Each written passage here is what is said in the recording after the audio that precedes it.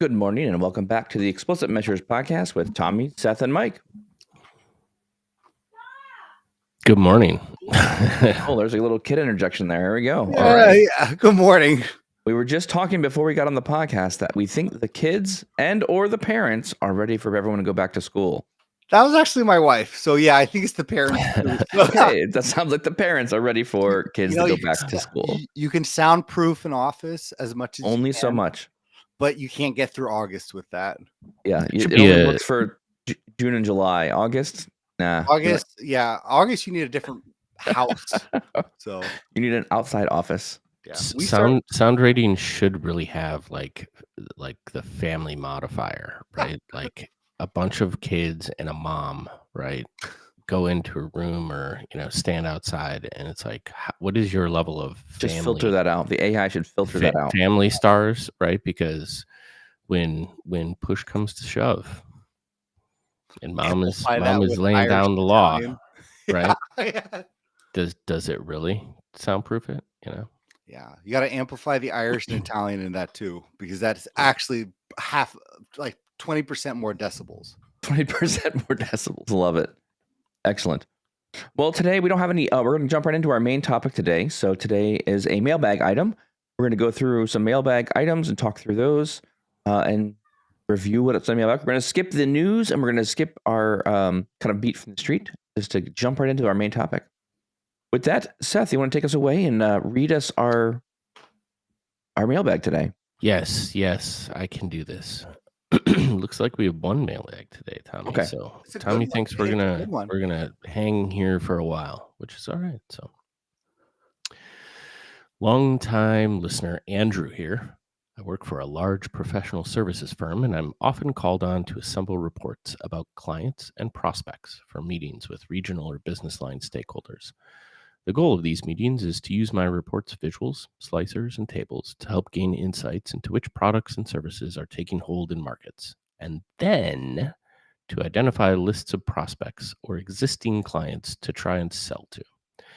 The challenge I'm often faced with is, largely, what I believe to be some species of writeback. How do I assemble a list of, say, 10 records in the course of a meeting and then maintain that list somewhere in my report so we can revisit in subsequent meetings, modify it, etc. I don't need to be able to go all the way back to our source system necessarily. I just want to be able to open my report and say, okay, team, here's the list of clients we identified in our June meeting. How did it go? Generally, I'm wondering about your take on the state of writeback capabilities in Power BI and perhaps Fabric. What are the best practices and where is it going? Ooh, great question. It's a great question. Yeah. I think this comes up fairly frequently. I think this is a fairly common use case, actually. You're in a review, you want to track some things and just kind of tag, I'm thinking about these items. It's the month of June. There you go. Go away. Do your thing. And I mean, I'm assuming this is, say he's from a large professional services firms.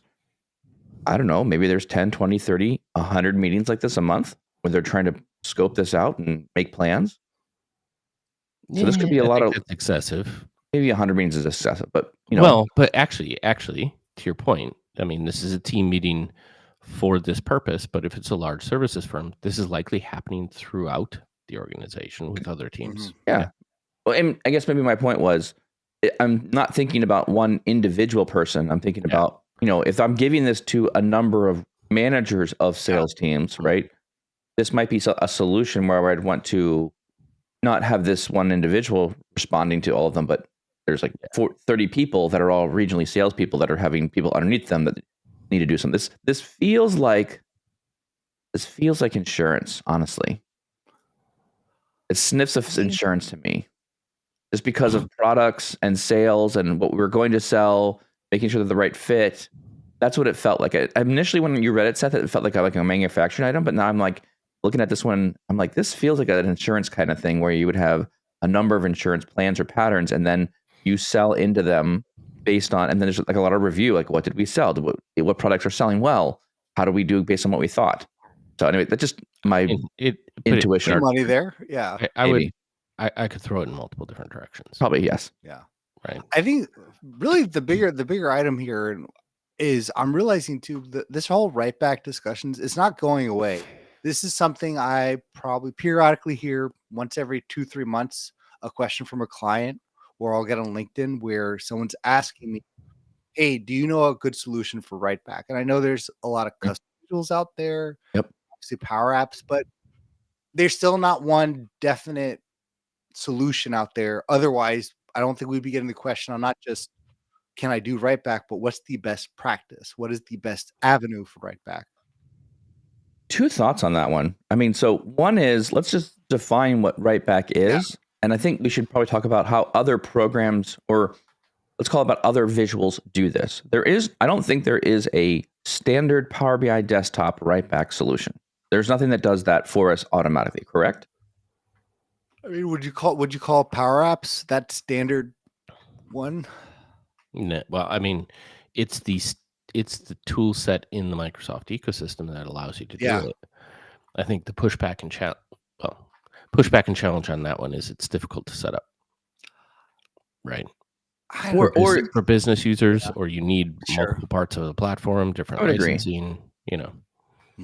I think though, but to your point though, Tommy, I think if you're talking about the solution that's probably the most cost economical, and I don't know how many people are using it because Power Apps does come with additional licensing costs. So in every Writeback solution that I've seen so far, everything comes with the need to have something written back as a paid service, right? So all the services that I'm aware of, they're all doing Writebacking because they're maintaining what I think is happening is the visual that contains the data that you're going to do the Writeback on. There's like a live direct query, and this is before Lakehouses existed and the direct lake feature existed. You would just have, it would just be a table that's living somewhere else in a SQL server, and it's direct query then. So then the visual will cache the value.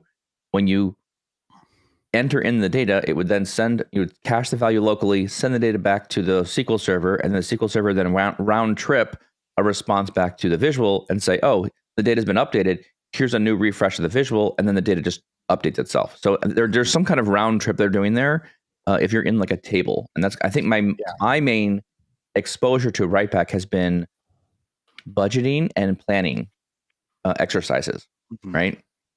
Who are some companies that do this off the top of your head? Do you remember any? Power On is the one that comes to my mind. Power On, they don't have any direct custom visual with Power BI. They have tools part of it, but they're not a custom visual. I thought they had their own visual that made it work. It's like their own product, so it's outside of the Power BI report itself. It just plugs into it. Yeah. Yeah, I've not used their tool. I mean, I only know of them. Isn't it? Yeah. There's like visual tables or visual solutions. They have the full table solution. Have you guys seen the Info River one? That's the one I mean, actually. Okay. Info Rivers. I mean, that one seems robust. It's intense. Yeah. It's intense. So honestly, the most direct one, but I think, Mike, the big point that you put out there is all of these products, solutions, approaches require some additional cost. There is no free way into this without paying something. I don't think so. Even Power Apps and that's a really good point.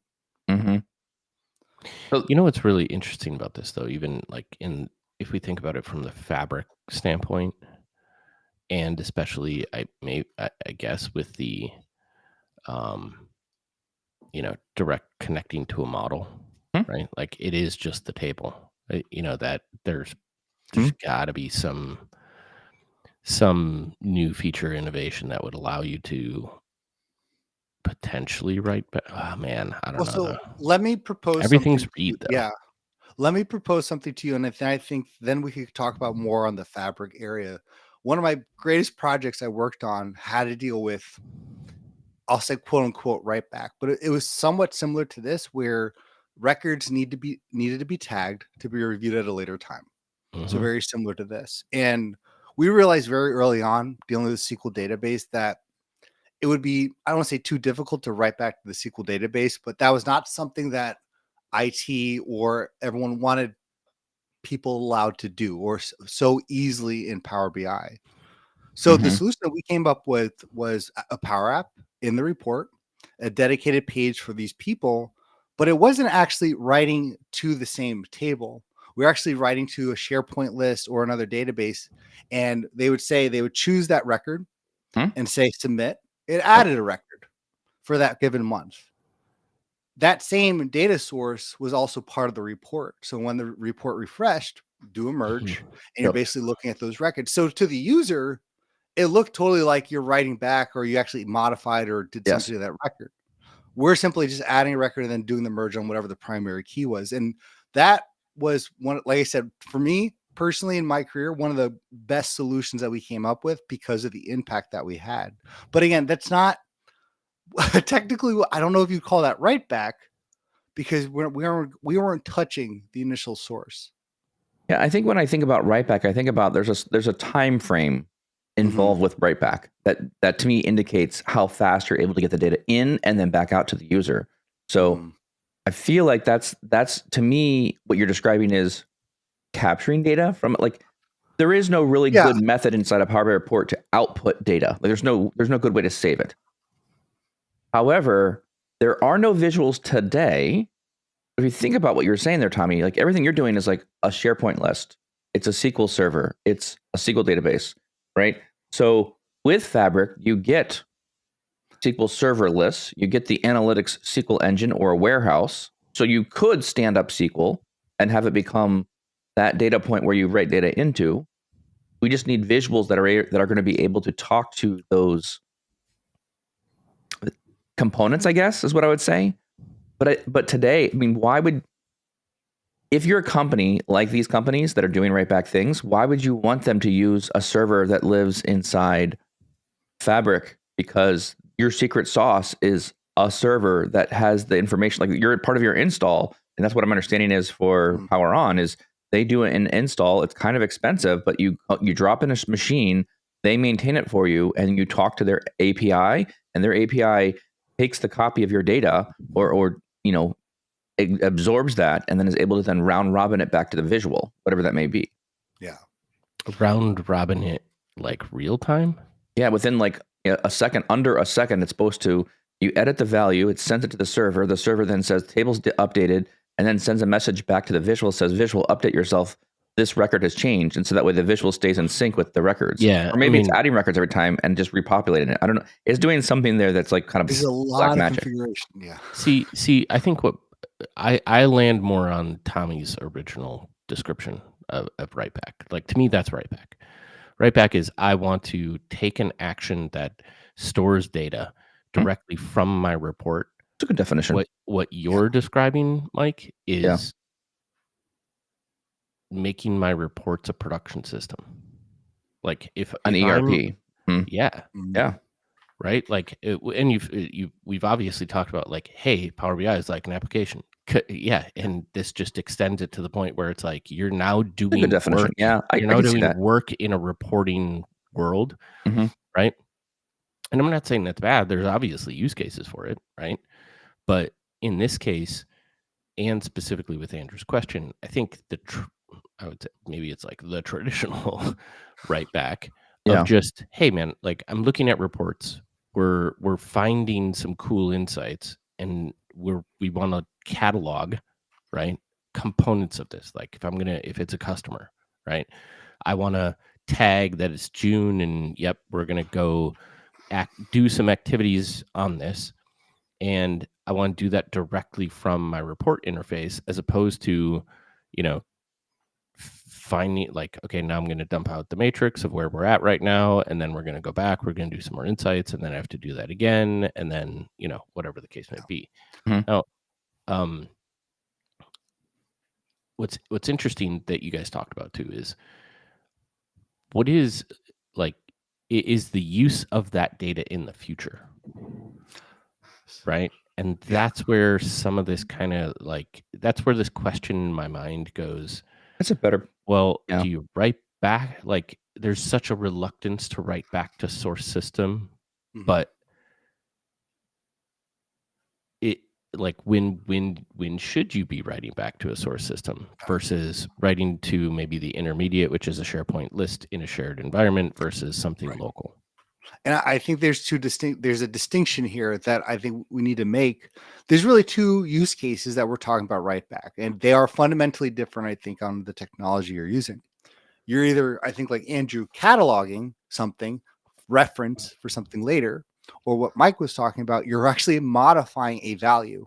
7 becomes 5, or whatever the case may be. Those are fundamentally different because one, to your point where, we can use a SharePoint list and in a sense hack it to the user. It looks like something's modified. It's just two different sources in Power BI, but the source system has not changed at all. But Mike's point, it's like, hey, that's not a rate of 20%, it's 22%. And that changes everyone's data.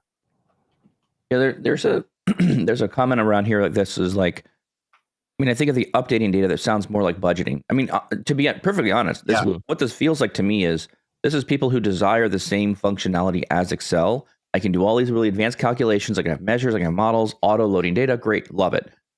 Oh, wait a minute, that number for the budget is not quite right. And when you look at most of the people that sell these solutions into companies, their main selling point is they go after the leadership of the company and they go after finance. It's financial and projections and budgeting. Those are the departments that have the money and understand the value of these tools and solutions because they're not cheap. I mean, they're like thousands of dollars per month or more to get these things turned on. So you have to be really committed to those kind of solutions. Now, I would argue Power Apps, if for one user, this is where Power Apps gets tricky to me, right? For one user, Power Apps is the cheapest option, bar none. I mean, I don't think you can do any of that. But you could build the whole, Tommy, to your point. It's a round robin. I mean, click these items, and the Power App can be contextually aware of what you selected, and you can hit save, and then those can go into a list that just says, okay, on this day, we selected these items for these regions or whatever, and then hit save, and boom, it's captured as a row or a series of records that you can then pull back in. And to your point, Tommy, and actually Seth here, I'm gonna pull back on my Writeback scenario a little bit on my definition, because I think you're right. Anything that writes data out of Power BI reports would be considered Writeback. For whatever reason, I kind of got myself hung up on looking at the capabilities of these other tools and like, well, they all do it with like in a table and very fast. I don't know this is that use case. I don't think we need very fast potentially here. Or the technicality. And I think let's give Power Apps a little love here because this is something we've talked about. It's near and dear to my heart, but it's not difficult off the bat, but dang, it's intimidating the first time you ever build a custom visual with Power Apps in it, especially if you are basic user, because you're like, I don't know, a lot of hoops. It feels like it. I've done it a ton now where it's one of those I don't have to think too much in terms of getting everything set up. Yes. Where but again, the first time I would use the word intimidating, not difficult, because you're like, am I sure I got everything? How do I know that the values are going to show up correctly? But Power Apps is an awesome solution. Yeah, there's the licensing involved, but again, if you want to go down this trail anyways, there's going to be you're going to have to pull out your wallet regardless. But I think there's a lot of cases that are not what people would think. And I think the biggest one that we're saying here is there is the ability to use other sources to catalog. It's a bit of a loop, or it's a bit of a loop, and it's a bit of a hack. But for those who are listening, there's still, I think, an element of that user who knows Power BI and is also the Power Platform. We've utilized a whole solution with Power Apps, Power Automate, and Power BI. And it's this whole, in a sense, this whole functioning loop. Again, there are things to be desired. I want to make sure that that's not a perfect solution, but it has solved a lot of use cases very similar to this. To the cataloging, we want to reference this back. In your solution, in your tracking, you said you sent it to a SharePoint list. Yeah. Were you keeping track of like customers? Yeah, it's actually very similar. So it was, well, in this case, it was keep it generic, obviously. Yeah, exactly. Yeah. So no, it were records or events that occurred, and they wanted to ensure that those events were valid for a given entity, we'll say. So you're approving them, basically. Yeah, basically approving, or in a sense, like this either need to be modified or removed before it gets to the next stage. Gotcha. So it's part of your process. It was part of review the yeah. customer round Right. robin. So the process actually was in the Power BI report. We actually had 3 pages for different users. Like this team went to this page to review things. Mhm. Once they submitted those changes, team B, so to speak, would review the next page because those would be only show those events that need to be reviewed or modified. Yeah. I guess So- what strikes me here that I just struggle with in general when we're talking about data or writeback or tracking especially is I'm fine with solutions that would write back to a shared location, Mhm. provided the company knew that that was part of the process, Mm, right? To me, there's such a reluctance, and maybe it's because when business has immediate needs and when it butts up against a third party system or its own systems, like it's not immediate. If you want a new field, if you want a new something, it's going to take yeah. time to implement that. And immediately they're like, well, we'll just figure it out on our own. And I guess what I'm recommending is like, ideally, I do think something like this belongs in the source system. Like you write back to a source system. Now, is there a bunch of ambiguity in there? Because Mike, to your point, if it's a really large organization, Yeah. there's a bunch of teams doing this. Is there a way to manage that? Does it actually belong in there? But I think Yes. I think the view has to start from the technology side of saying, okay, there's a need here. And the need is if somebody goes into our source system, source for customer, and says, what is the health of this customer, or how many things have we tried to sell them? If you don't write back to the source system, you're not going to know that all of this activity is going on, that these conversations are happening in meetings, and or you would not be looking for that in the source system. The company would have to know to look at this report, because the only place of data would be off on the side here, whether that's, God forbid, not somebody's personal computer, but even in SharePoint, right? That is not part of the source system. So it's not part of a customer record that your team is engaging because you found this really interesting in your meeting and you're now tracking it. And I guess that's the part for me. It's not just an ad Yeah. hoc thing. It's Mhm. like, we identified this customer. We're now going to do initiatives, right, towards that. And unless there's a byproduct of something that they're storing in the source system that I'm not understanding, but this right back to me would be, we identified an opportunity right back to the source system, because Yeah. then that comes into fruition of like, hey guys, collectively, there's an objective we have coming out of this team meeting, and the objective is we're going after 10 customers for this product. Mhm. That's, to me, something you want to store that's company value, because to your point, Mike, if it's part of a larger organization, what if the other team also identifies this customer for their product? Should you be hitting them 2 or 3 or 4 times, or should you just consolidate and hit them once with all the products? Is there a deduping process? Is there more that goes on here? Is there there could be, depending on how people, again, this is why I think UI UX is going to be very important in this conversation, or at least understanding what is the process of what we're trying to accomplish. I think the process is very clearly laid out in the question, but there might be, to your point, Seth, I think there's other considerations inside here is there other considerations here that we're not thinking about in this processing? I want to push back though a little bit on your question though, Seth. So I agree with you that I agree with your concept that the broader organization should be aware and know this table exists. This is part of the process. I think I disagree with where I would maybe put it. I think you're saying, when you say source system, I agree with you. It goes back into maybe Salesforce is where you're tracking things, right? Should it go back in there that other people can access it? I would maybe also argue it's not necessarily a source system. Maybe it's the enterprise data warehouse or a part of the lakehouse that exists or servers that are, so I would say the EDW, the enterprise, that is probably an easier place to put it than to have to push it all the way back up to Salesforce, because I would not want the extra friction of going, okay, we've made some changes in the Power BI report. We're pushing things back to the source system, and now we have to do like another load or import or API call to get it back out. That just takes time to get it back down to the warehouse. I feel like, though, if we're talking about this, and hopefully this is a larger organization, I'm hoping there's an IT-led pipeline of data. And I think as we move towards Fabric, that pipeline or the owned artifacts of that can be living inside the IT space. And so when you have reporting that is writing things back, you could build supplemental tables back into Fabric. And this is where earlier in the conversation my head went.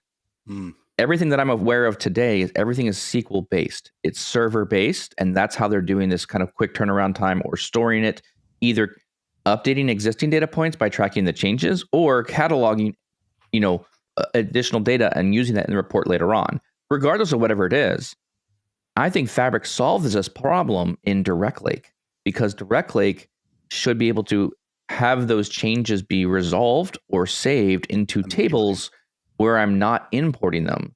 So I'm waiting. So there's maybe an idea here that someone hasn't developed yet, but who's gonna be the first company to build the data lake custom visual that will allow you to go see data from a model, identify what it is, and then write back to the lake or the lakehouse table, because you can do all that. All that should be usable. You should be able to write back. Not overwrite the data, just make another table that is capturing those changes, and then you're merging them somewhere else. I don't think you need a write back table. You don't need a Direct Lake visual for this. No visual does that. Well, not necessarily. What do you mean? If I'm connecting directly to Direct Lake, or the SQL database in a custom visual, let's say Power Apps in this scenario, if I make those changes, those should be reflected immediately in Power BI, right? Yes, but you have to, in that example, you have to use, let me say this a couple of different ways. Yeah. My understanding, if you use the SQL endpoint, that's acting as Direct Lake or Direct Query. That's a direct query path back to the Lakehouse. So that will still read the Lakehouse, but it's using Direct Query to do it. Where I was going was, does someone want to use Direct Lake that doesn't even involve the SQL engine to go get the data and pull it back in the report? And again, you're probably right, Tommy. At that point, what we're talking about here is probably like we're arguing about thin air at this point, because it's probably the almost equivalent in speed or doing those kind of things. But to your point, though, it's like it doesn't really matter. Get it to a table, get it somewhere in the lake, and then you can either access it via the SQL endpoint, which is a direct query, or if you put it in. If you could have the visual write directly to the Lakehouse table, well, that's always up to date anyways, and you don't have to refresh the data set. It just the automatic things of Power BI says, oh, I will check this Delta table and see if it's out of date, and I'll go grab a new one if it's out of date. It's important to understand with Power Apps, when you create that connection, the data source is Power BI. You have to then set up in Power Apps what you're going to push to. Correct. It's not necessarily it could be anything. Yeah, if correct. You want to post to Twitter in Power Apps from Power BI, you can do it. Yes. So no, I see what you're saying, but it's still a lot of hoops, right now. And I think that's what you're trying to say. There's still a lot of steps to get. It is, but I think the Lakehouse and the ability for us to direct lake things potentially gives us opportunity to build something a bit different here, right? So, if you can imagine, and this is where things I think for me fall apart a little bit, right? There is no custom visual that uses like an Azure function that can immediately write things back to the lake. Now I've built Azure functions that can write things into a Delta Lake or a Delta table. Those are fully possible. That just means the visual needs to be able to communicate with the function to do the write back. So that doesn't exist. There's nothing out there that I'm aware of that lets you do that kind of like round robin of data.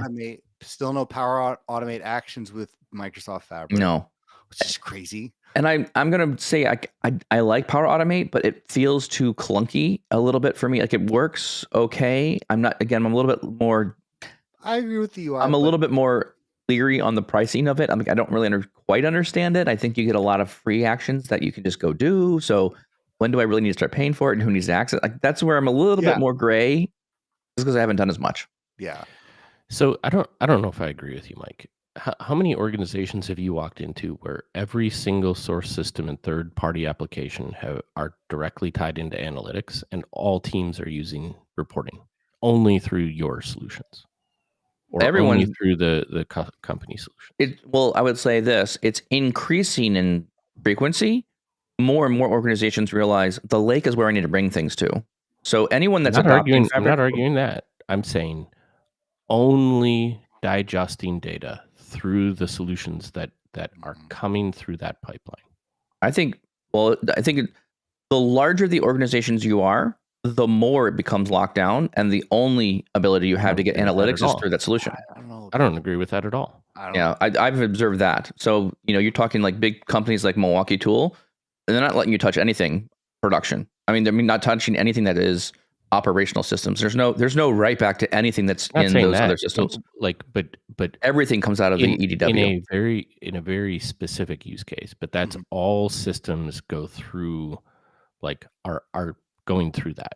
How many Yes. third-party programs are they using? Probably not many, right? If Like, they there's have them, they're vendors. few solutions all tied in, and it's a handful. Well, I guess my pushback goes from like the argument where there are many organizations that use many third-party tools as production tools for teams to solve problems, right?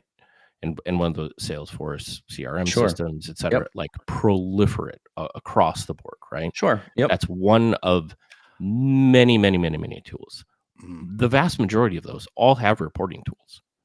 The vast majority are very specific in the I see where you're going with business this. driver for the teams, Yep. because that's their production system. That's how they do business on a day-to-day basis. The other reporting provides a completely different value add to those teams. And typically it's because their production system has dependencies on other systems for some really key metrics to help them drive business, right? Or like combining it with data from other areas, a large part of the business, you do comprehensive analysis, and that little third party is just like 20% of the data. But holistically, the reporting you're doing is much bigger than that, and that comes out of our systems.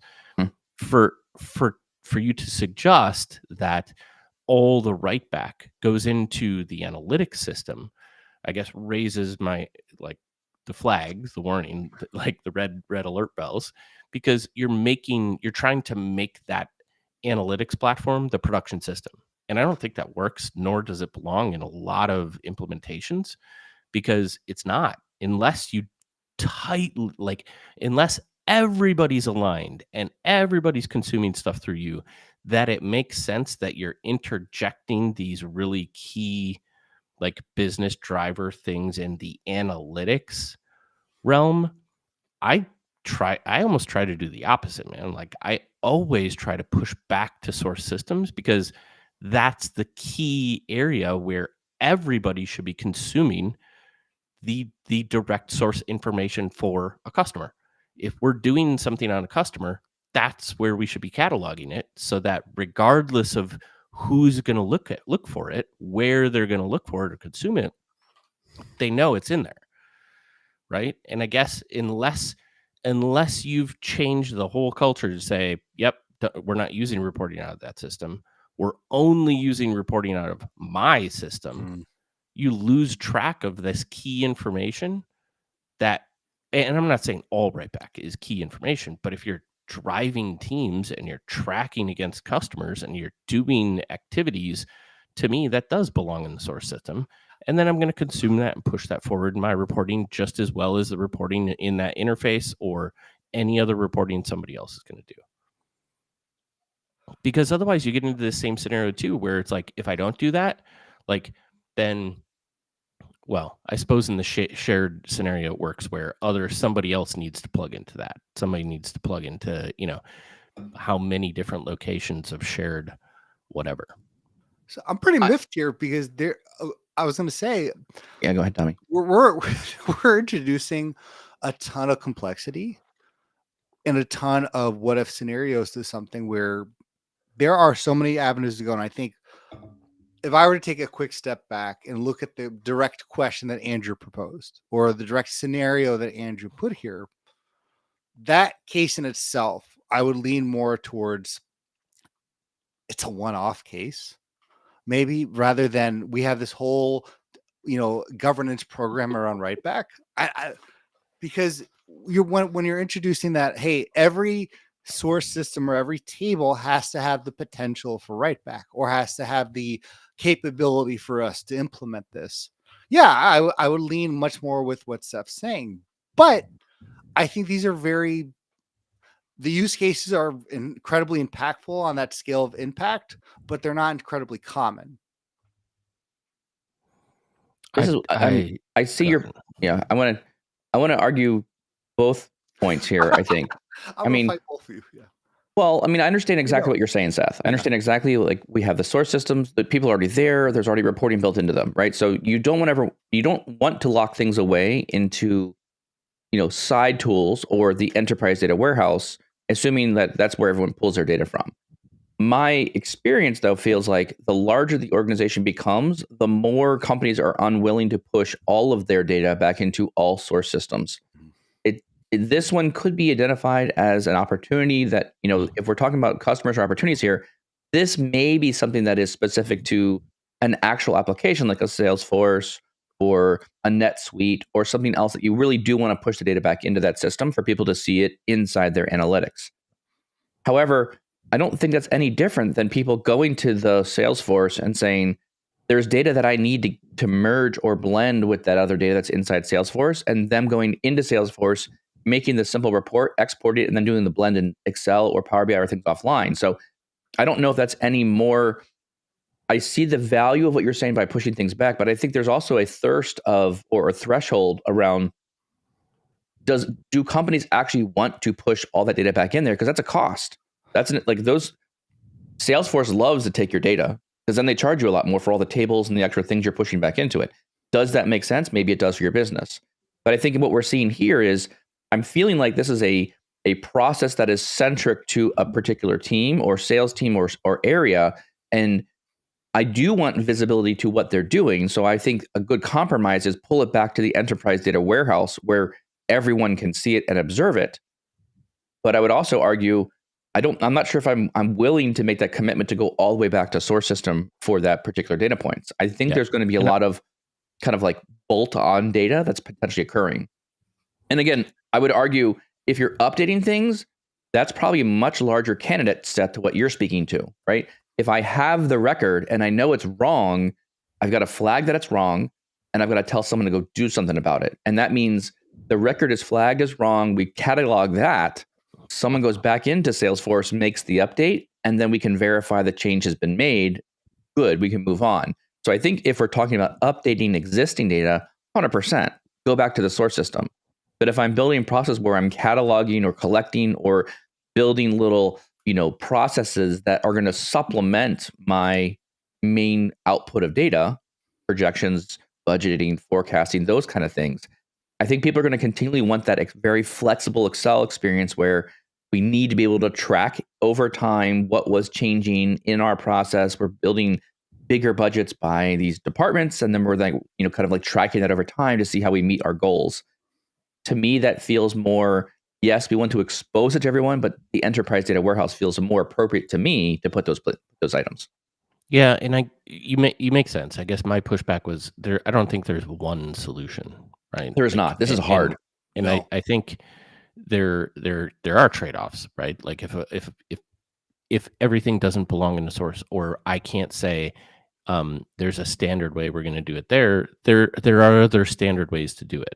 Mike, to your point, if that's written somewhere in the analytics layer, or maybe it is closer and it is SharePoint, but it and it managed by Excel, and then you're also going to have a business area that you pull that into the warehouse because that's a part they own of the data because they are a source, but you're trying to standardize that. Yes.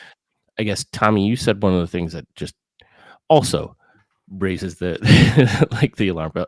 Like you said, one-off. Maybe this is just a one-off. I hate that, man. Like because that's what creates silos and challenges with people building solutions for themselves or their teams. Yeah. And there's always value to have this conversation in a direction of IT or like the Mike guy, right? Where it's like, we're analytics. This is what we do. Well, guys, I need to track this information somehow. What's the best way to do that? Because at bare minimum, that conversation should at least lead to a template or something that's an artifact for somebody else to leverage. And it's generic enough that it's like, okay, this is our tracking system. This is our tracking thing. You need to go track something out of Power BI. Here's the tracking thing. And Andrew's going to use it for this use case.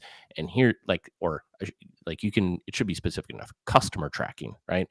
Andrew's going to use it for this use case, and somebody else can use it for another use case, and somebody else can use it for another use case, whatever, and slap in your email. And then when we'll ingest this, and this will be part of the reports, Andrew, you can use it, for your stuff, whatever.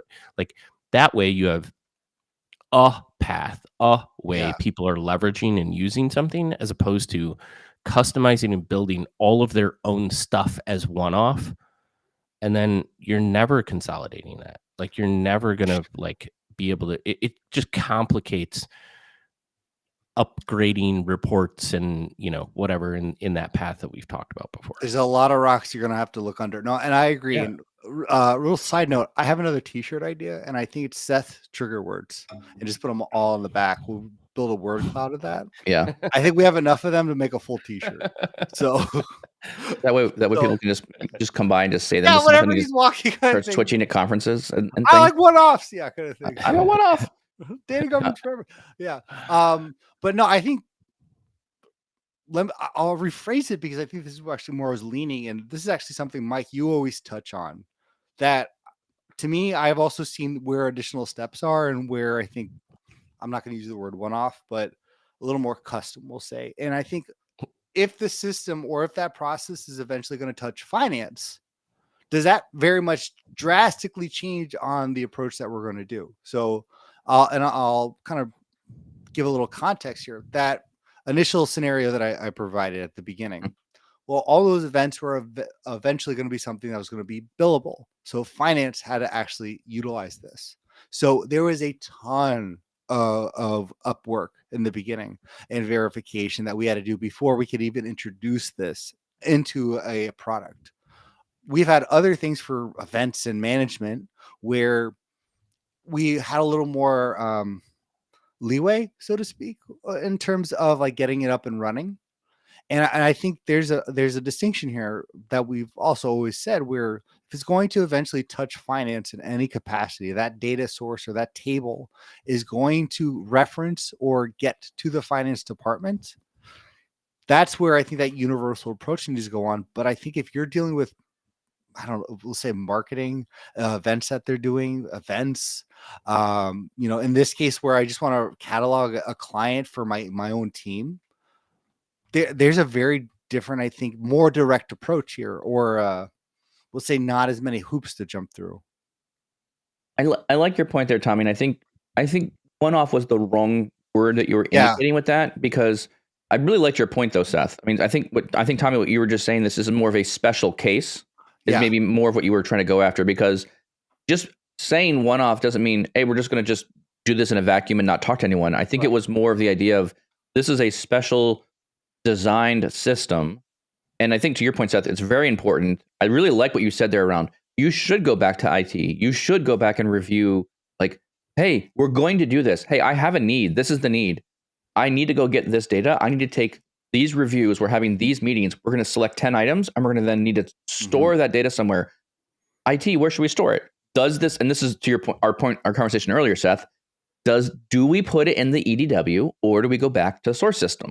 And so depending on what those solutions are, we may have more control around just write it back into a new gold table that lives, something that we're going to use for just reporting for this team.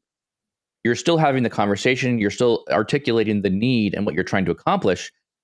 Sometimes you don't even know how to phrase the question, right? So you don't even know how it works. So this also may be a part of, hey, we need a proof of concept this with the Power App to see if it even works. Can it even do what we want? And then once you've got that figured out, you stub it out. Then you come back to a broader part of the organization and say, okay, this is what we're doing. This is what we're finding, what works for us. Okay, business, where do we put it? Do we go back to Salesforce, or do we just drop it in the lakehouse? And so where you're consuming that data from and who needs to see it, I think 100% influences how complicated the solution needs to be. And that also, is this process important enough to spend a developer a month worth of time to figure out that solution? Or is it not that important and we're just trying to help ourselves become a little bit more efficient reporting, and it's only worth the price of an intern for a week, right? What is the value this thing's adding? If it's adding a lot of value, then we spend more time making a more robust solution. If it's not adding a ton of value, then we shouldn't spend as much time really building this elaborate machine that potentially could break easy. So we don't want to do that. I'm also thinking here too, from a tactical standpoint. Again, I keep going back to the technical solutions. I'm sorry. I'm really getting like hung up on this part of this. There's a lot of other interesting things that I haven't even explored yet that could solve this problem. Like your visual could make an API call to a streaming event hub. So there's a streaming event piece of this that could detect when changes are being made. And when you get a certain amount of checks or queuing up of that information, then it could then do an action where it actually puts it into a Custo database or runs a pipeline or runs a notebook. I mean, you could technically. So the reason where my head is going with this is you can write back today currently with semantic link inside notebooks, albeit notebooks are not a good experience to go get data and put it in front of users. So it's like this weird, like in a notebook, you can render a report, you can go get pieces of data from that report, but the report, clicking on things in the report doesn't pass back to the notebook. So, it does a lot of interesting things. Notebooks, I think, are much better for like predictions and collecting those things. And so, taking data out of the semantic models, doing something with it, and then pushing those projections or forecast elements back into the lakehouse, that can almost 100% be real time. As soon as that notebook runs, the lakehouse can update their tables, their projections and forecasts can be done, and it can be built into your normal data loading process, which I think is really smart and very advanced thinking here. If we're thinking about Writeback, we now have access to the KQL database, and we can do real-time streaming, and you can send little events there. And so that can be your collection for all these little SharePoint listings. So if I'm thinking about the solution, I would probably try to, well, one, I'll say Fabric will give you many more options to do what you're trying to do here. Mm-hmm. If I can get Power Apps to talk to a KQL database, if I can get Power Apps to talk to a SQL database, I think the cheapest option in this realm is start with Power Apps. I think that's probably the cheapest, most easy to use solution for this. Anything else you're going to buy, I think, is going to be more expensive, I think, than that solution. I got cheaper. It's just not Writeback. True. Well, I mean, think about this, right? Like we were just talking about, rather than do it one-off, you have a template. Yes. So a hacky way to do this, which isn't really hacky, right? Or it's an interim solution until you build Writeback to the same thing, essentially, is create a template in Excel. Yep. Right. I have a customer, I have a date, I have a product, I have progress, or whatever fields are most important. You're identifying open, closed, and then notes. So you tie that Excel file into the report, right? It's now a new data source. Keep it open during your analysis, and as you're going, just copy the values out. Like you're using Power BI for the power that it has, which is driving to insight. Yes. You're gonna land on a table, right? And if you're identifying customers that you want to go track and attack, right, like grab the customer information, real easy, right click, copy the value, or put that in your thing, and now that's the same thing as Writeback. It just next time you refresh the report, that's all there. You can start doing time analysis. That's the cheapest option. Yeah. That is the cheapest.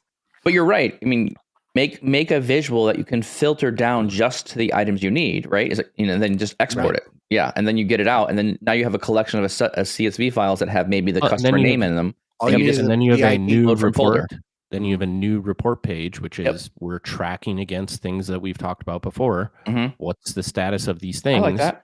Yeah, I'll go update them as we go, because it's all the report is doing or should do is drive insights, drive communication, drive action, right? Yes. And if we're doing that in a cheap way, even better, right? And the more value there is for the business, the more you escalate, I think, into direct Writeback scenarios. Proof of concept, that's a great start for the process here. I think that I really like that solution to just say, does this work? And the only thing I could think of that would make that fall down is if this is being reviewed with many different managers and you have to have them all follow the same process. It gets a little bit trickier there. And that's where I would start saying, do it with one manager first, work down this process, figure out if this is going to be, useful. If you can get that working, then it's time to think about, okay, let's make it more robust for more people to use. I'm only trying to help Andrew here. I know. I don't care about his other teammates. I just care about Andrew. I think we've exhausted a lot of parts in this question. Yeah. So I know we're kind of running short on time here. So I would recommend maybe we just go through and just kind of say, okay, what would be your recommendation? Where would you, if you were Andrew, where would you spend some time in what systems to build this kind of solution? Where would you work on it? And maybe Seth, you already gave yours. Yeah. So I'm kind of going to lean slightly on Seth here, where I'm going to definitely say we're going to use Power Apps as a proof of concept. And by the way, Mike, I think that's another topic talking about proof of concepts, but we'll talk about that. We should definitely have that as a topic. I agree. Yeah. But the Power App too doesn't necessarily have to be in the Power BI report.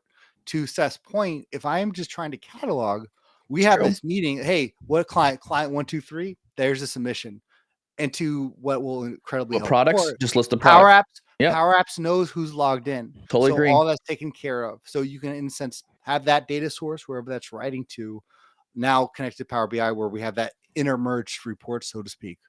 If there's a bigger need, that's where that integration with Power Apps and Power BI come from. And if you want to get really simple, personal bookmarks, maybe too, where you're just choosing the ones that you want. Could also interesting. Work. So I didn't think of that one.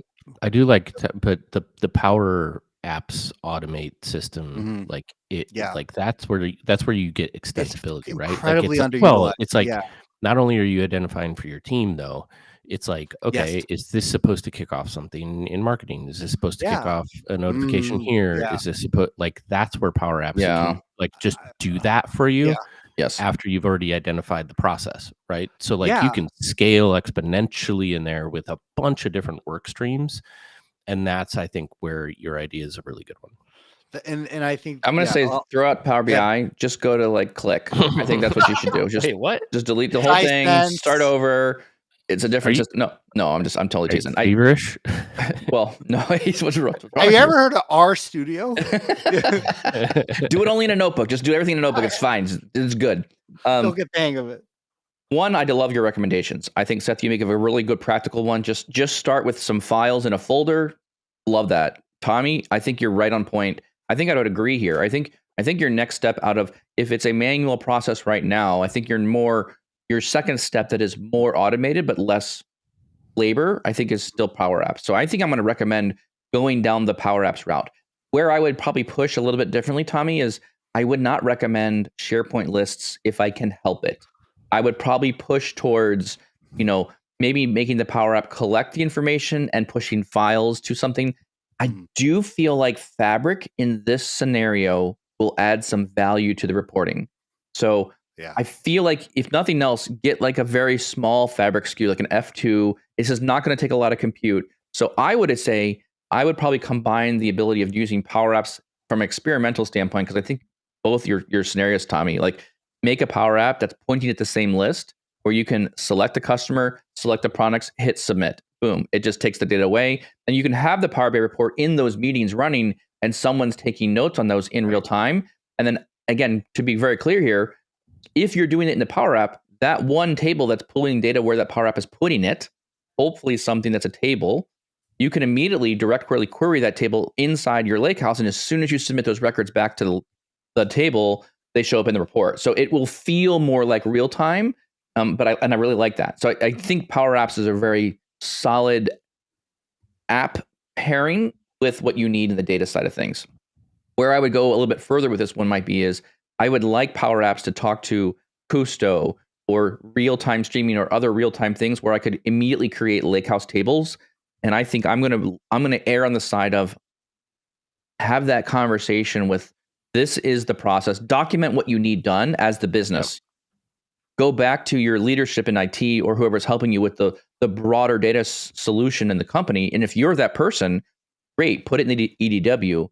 But be mindful of going back to the original system. And again, if this is more of like budgeting and supplementary data, I think it belongs more in the EDW than it does in the source systems.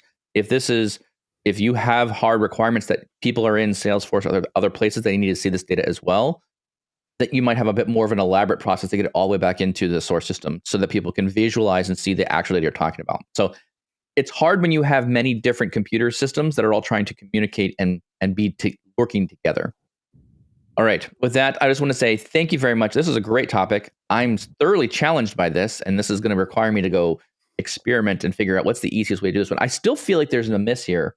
Someone needs to build the visual that writebacks to a lakehouse table. That should be a thing. Why that's not a thing yet, I don't know. I should literally be able to enter my lakehouse and just say, this is the lakehouse. Send the data here. Make it so. Make it be. All right. I feel like that was make it so. I feel like it's a quote from Star Trek, Seth, that you were saying like, I'm giving it all she's got, Captain. This is the way. She can't take no more from Scotty. Anyways, I think that was a warp speed one. Well, maybe that's warp speed. Yeah. I'm sorry about that. Enter wrong speed. Wrong joke. Inserted wrong Star Trek joke. Oh boy, our data team of people are just rolling over now. And they're like, you're so not on point, Michael. Anyways, thank you very much. If you like the very bad Star Wars jokes or Star Trek jokes, feel free to subscribe. Let us know you like it in the comments, or give us better jokes that you like, and maybe we'll reuse them in the future. Tommy, where else can you find the podcast? You can find us on Apple, Spotify, or wherever you get your podcasts. Make sure to subscribe and leave a rating. It helps us out a ton. Do you have a question, an idea, or a topic that you want us to talk about in a future episode, just like today? Head over to powerbi.tips/podcast. Leave your name and a great question. And finally, join us live every Tuesday and Thursday, 7:30 a.m. Central, and join the conversation on all of powerbi.tips social media channels. Thank you all so much and appreciate your time. See you next time.